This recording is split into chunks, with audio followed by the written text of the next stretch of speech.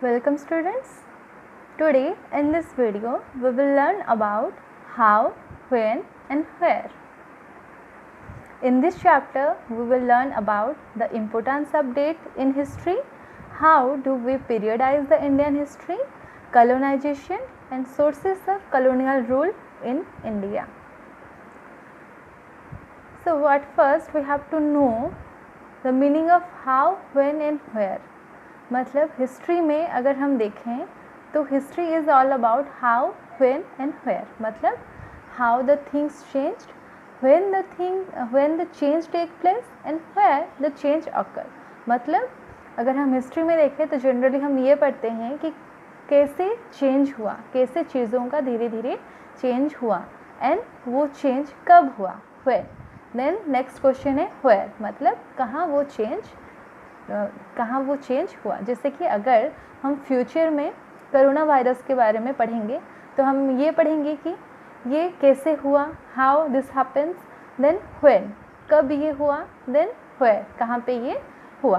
तो ये तीनों चीज़ें हिस्ट्री में बहुत मायने रखते हैं. तो हमारा नेक्स्ट पॉइंट है हाउ इम्पोर्टेंट आर डेट्स. तो नॉर्मली हमें पता ही है कि हिस्ट्री को हम हमेशा ये बहुत लोग ये मानते हैं कि हिस्ट्री मतलब डेट्स ही होता है, लेकिन ये सही नहीं है. डेट नहीं, डेट के साथ साथ हमें और भी बहुत कुछ प्रोसेस के बारे में वहाँ पढ़ना पड़ता है, लेकिन डेट्स भी बहुत इम्पोर्टेंट होते हैं हिस्ट्री में. जैसे कि कोई भी टाइम या ईयर अगर हम देखें तो ह्यूमन हिस्ट्री का जो भी इवेंट है उसको याद रखने के लिए टाइम या फिर ईयर इसको हम बहुत इम्पोर्टेंस देते हैं. लेकिन हर इंसिडेंट का कोई एक पर्टिकुलर टाइम नहीं रहता है या फिर पर्टिकुलर डेट नहीं रहता है. जैसे कि इंडिया में चाय पीना कब स्टार्ट हुआ, इसका कोई पर्टिकुलर डेट नहीं है, लेकिन ये प्रोसेस हुआ था, इंडिया में हुआ है और ग्रेजुअली लोग धीरे धीरे चाय पीना स्टार्ट किए हैं. मतलब ये एक प्रोसेस है. ये इंसिडेंट का कोई एक पर्टिकुलर डेट नहीं है, तो हर इंसिडेंट को हम एक पर्टिकुलर टाइम बाउंड में फिक्स नहीं कर सकते. तो इसलिए क्या किया जाता है, वो इंसिडेंट को शो करने के लिए हम बिफोर एंड आफ्टर का यूज़ करते हैं, जिसका कि हमें कोई पर्टिकुलर डेट नहीं पता रहता है. उसको डिनोट करने के लिए हम बिफोर एंड आफ्टर का यूज़ करते हैं. जैसे कि पास्ट में अगर हम देखें तो पास्ट में हिस्टोरियन लोग क्या करते थे, मेनली जो किंग्स एंड जो रूलर्स थे उनका वो कब उनका जन्म हुआ, कब उनका डेथ हुआ, कब वो मैरिज किए, किसको मैरिज किए, कब कौन सा बैटल उन्होंने लड़ा, इसके ऊपर ही ज़्यादा उन्होंने फोकस किया था. लेकिन अभी का जो हिस्टोरियन है वो ह्यूमन बींग्स का जो लाइवलीहुड है, जैसे कि सिटीज़ कब डेवलप हुए, लोगों ने ये करना, कुछ चीज़ें करना कब से स्टार्ट हुआ, ये सब चीज़ों के ऊपर ज़्यादा उन्होंने इम्पोर्टेंस देना स्टार्ट किया है. तो यहाँ पे एक क्वेश्चन आता है, डेट्स के बारे में तो हम पढ़ेंगे ही, तो विच डेट्स आर इम्पोर्टेंट, मतलब कौन से डेट इम्पोर्टेंट होंगे. हर एक डेट का तो इम्पोर्टेंट है ही, लेकिन क्या हम हर डेट के बारे में, हर ईयर के बारे में क्या हम पढ़ेंगे, नहीं. यहाँ पे एक पर्टिकुलर सेट ही इम्पोर्टेंट होगा. जैसे कि आपका बर्थडे आपके लिए इम्पोर्टेंट है, आपके फैमिली के लिए इम्पोर्टेंट है आपका बर्थडे, तो उसी हिसाब से अगर हम कुछ एक इंसिडेंट के बारे में पढ़ रहे हैं तो वो इंसिडेंट का रिलेटेड जितना भी डेट है हमारे लिए वही इम्पोर्टेंट होगा. जैसे कि अभी हम कोरोना वायरस के बारे में अगर पढ़ेंगे तो कोरोना वायरस के लिए 2020 को याद किया जाएगा, मतलब यहाँ पे वो डेट इम्पोर्टेंट होगा. 2020 जो ईयर है वो इम्पोर्टेंट होगा. वैसे ही अगर हम मुगल्स के बारे में पढ़ रहे हैं तो मुगल्स रिलेटेड जितना भी इम्पोर्टेंट डेट है कि उन्होंने कब एस्टेब्लिश किया, कब पूरा इंडिया को उन्होंने कंट्रोल किया, तो वो सब चीज़ें यहाँ पे इम्पोर्टेंट होगा. द नेक्स्ट टॉपिक है हाउ डू वी पीरियडाइज, मतलब हम इंडियन हिस्ट्री को कैसे पीरियड्स में डिवाइड किए हैं. अगर हम जो मेनली ये हिस्ट्री को पीरियड्स में डिवाइड क्यों किया जाता है, to capture the particular characteristics of that particular period. मतलब एक पीरियड में उसका पर्टिकुलर क्या क्या कैरेक्टरिस्टिक्स था उसको देखने के लिए या स्टडी करने के लिए. Then to identify the central feature as a appears to us, उसका सेंट्रल फीचर क्या है वो पीरियड को, वो देखने के लिए, वो आइडेंटिफाई करने के लिए. देन बिकॉज, और क्यों हम पीरियड में डिवाइड किए हैं, क्योंकि they reflect the ideas about the past, मतलब पास्ट में क्या क्या आइडियाज़ था उसको भी वो पीरियड रिफ्लेक्ट करेगा. देन नेक्स्ट है they shows significance of the changes from one period to another, मतलब एक पीरियड से और एक पीरियड में क्या सिग्निफिकेंट, क्या इंपॉर्टेंट चेंज हुआ था, उसको भी ये शो करते हैं। इसलिए हम हिस्ट्री को पीरियड्स में डिवाइड करते हैं ताकि हमें इजी हो पढ़ने के लिए कि ये एक पर्टिकुलर पीरियड में क्या क्या चेंजेस हुआ था और जो अलग पीरियड है उसमें क्या क्या पर्टिकुलर चेंज हुआ था। तो 1857 में जेम्स मिल, जो कि एक Scottish economist and political philosopher थे, वो एक 3 वॉल्यूम का बुक पब्लिश किए जिसका नाम है the history of British India. तो उन्होंने ये हिस्ट्री ऑफ ब्रिटिश इंडिया में इंडियन हिस्ट्री को 3 पार्ट में डिवाइड किया, जो कि है हिंदू, मुस्लिम एंड ब्रिटिश। तो यहाँ पे उन्होंने क्या किया, जो हिंदू, मुस्लिम एंड ब्रिटिश में 3 में डिवाइड किए हैं, वो रिलीजन को लेके डिवाइड किए हैं इंडियन हिस्ट्री को। पहले जो कि है हिंदू, जो कि बस उस टाइम हिंदू रिलीजन ही प्रिवेल करता था और हिंदू रूलर से रूल करते थे। देन है मुस्लिम, जबकि बस मुस्लिम रूलर्स से रूल करते थे। देन है मुस्लिम के बाद ब्रिटिश, मतलब जबकि ब्रिटिश राज स्टार्ट हुआ। लेकिन इसको हम सही नहीं मान सकते हैं, क्योंकि जब मुस्लिम रूलर इंडिया में रूल कर रहे थे उस टाइम बहुत सारे इंडियन रूलर भी थे, और हम रिलीजन को लेके हिस्ट्री को कभी भी डिवाइड नहीं कर सकते हैं, इसलिए उसे हम सही नहीं मान सकते। तो फिर क्या हुआ, जो लेटर हिस्टोरियन आए, जो उन्होंने इंडियन हिस्ट्री को 3 पार्ट में, 3 कैटेगरी में डिवाइड किया, जो है ancient period, medieval period and modern period. और बहुत सारे हिस्टोरियन हैं जो कि मॉडर्न पीरियड को कॉलोनियल पीरियड भी कहते हैं। तो ये कॉलोनियल पीरियड क्यों कहते हैं, तो कॉलोनियल वर्ड का मतलब क्या है, उसके लिए हमें पहले कॉलोनाइजेशन समझना पड़ेगा।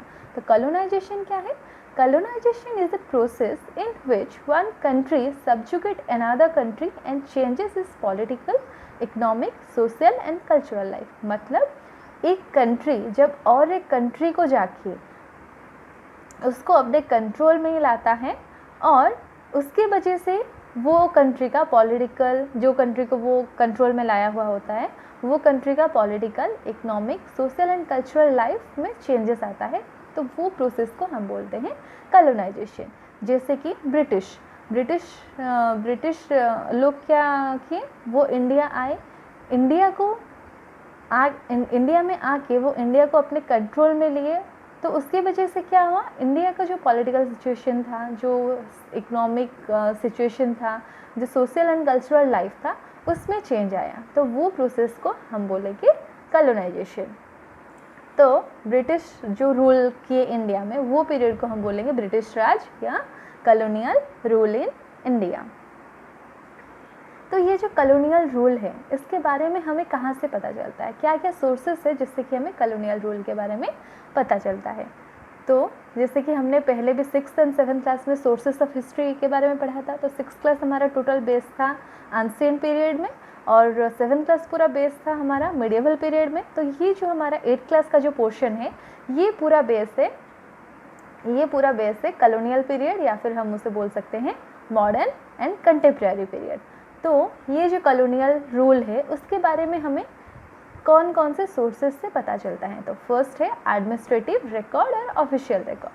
तो ये administrative record and official record क्या क्या है, जो भी plan, policy, decision, agreement, investigation जो भी बनाते थे ब्रिटिश लोग इंडिया में, उसको वो क्लियरली लिख के रखते थे और उसे केयरफुली प्रिजर्व भी करते थे अपने रिकॉर्ड रूम में, म्यूजियम में एंड आर्काइव में, ताकि उसको वो लोग बाद में यूज़ कर सकें।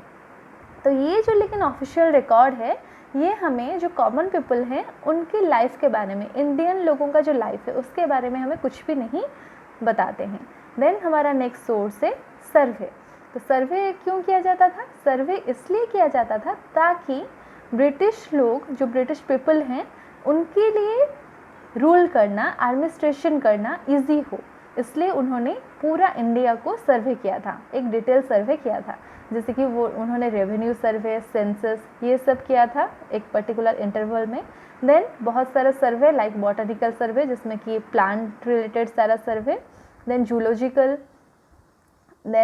जूलॉजिकल में जो एनिमल स्पीसीज उनके बारे में सर्वे किए थे। देन आर्कियोलॉजिकल, जो भी पुराना साइट्स से उनको स्टडी किए थे, उनका सर्वे किए थे। देन एंथ्रोपोलॉजिकल, ह्यूमन रेसेस के बारे में उन्होंने स्टडी किए थे, सर्वे किए थे। देन फॉरेस्ट सर्वे, इस टाइप का बहुत सारा सर्वे उन्होंने किया था ताकि वो इंडिया को अच्छे से जाने, इंडिया में क्या क्या रिसोर्सेज है उन्हें पता चले, ताकि उन्हें इंडिया को रूल करने में आसानी हो।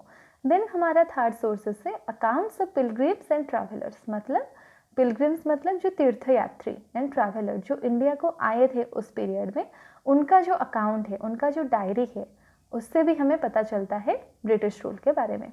देन है डायरीज ऑफ पीपल, बहुत सारे लोग अपना डायरी मेंटेन करते थे, वो लिख के रखते थे अपना एक्सपीरियंस, तो उससे भी हमें पता चलता है। देन है ऑटोबायोग्राफी, तो ऑटोबायोग्राफीज क्या है, आत्मजीवनी, बहुत सारे लोग अपना लाइफ में क्या हो रहा था, अपने लाइफ के बारे में अपना किताब में, ऑटोबायोग्राफी में, बायोग्राफी में वो लोग लिख के रखे हैं, तो उससे भी हमें उस टाइप का सिचुएशन, उस टाइप का कॉलोनियल रूल में कैसा लोग फेस करते थे, क्या क्या सिचुएशन हुआ था, उसके बारे में हमें पता चलता है। देन है popular booklets sold in the local market, मतलब बहुत सारा छोटा छोटा बुकलेट्स मतलब छोटा छोटा बुक्स जो कि लोकल मार्केट्स में मिलते थे, उससे भी हमें इंडिया का सिचुएशन ब्रिटिश पीरियड में क्या क्या हुआ था, उस टाइम का क्या सिचुएशन था, उसके बारे में पता चलता है। देन है न्यूज़पेपर, तो जो न्यूज़पेपर है उससे भी हमें बहुत कुछ पता चलता था कि उस टाइम का सिचुएशन कैसा था, उस टाइम लोग क्या फील करते थे, इसके बारे में हमें उधर से भी पता चलता है। लेकिन ये तो गया जो कि लिटरेट थे या फिर जो एजुकेटेड लोग थे, उनके बारे में वो क्या सोचते थे, उनके बारे में हमें इधर से पता चलता है। लेकिन जो ट्राइबल थे, जो पीजेंट्स थे, जो रूरल एरियाज़ में रहते थे, वो क्या सोच रहे हैं, उनका जो फीलिंग्स था, उसके बारे में हमें इतना डिटेल्स नहीं पता है, क्योंकि वो लोग कुछ भी ऐसे डिटेल लिख के नहीं रखे हैं, कुछ भी वैसे डॉक्यूमेंट हमें नहीं मिला है, हिस्टोरियन लोगों को नहीं मिला है, इसलिए वो क्या फील करते थे हमें पता नहीं है। तो यहाँ पे हमारा चैप्टर ख़त्म होता है। तो यहाँ पे हमने मेनली पढ़ा कि हिस्ट्री में डेट्स कैसे इम्पोर्टेंट रोल प्ले करते हैं, और हमारा इंडियन हिस्ट्री को हमने कैसे पीरियड्स में डिवाइड किया है। Thank you.